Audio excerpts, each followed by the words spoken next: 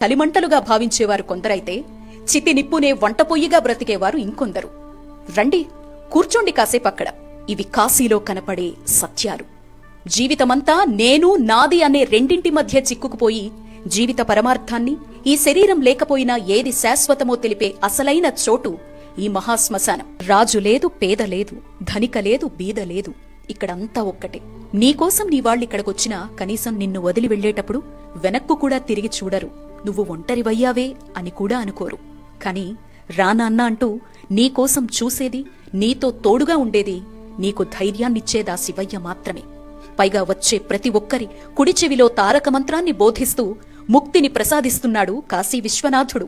ఏం లీలలయ్యా శివయ్య, అద్భుతం కదూ. జై కాశీ, దివ్యకాశీ, భవ్యకాశీ.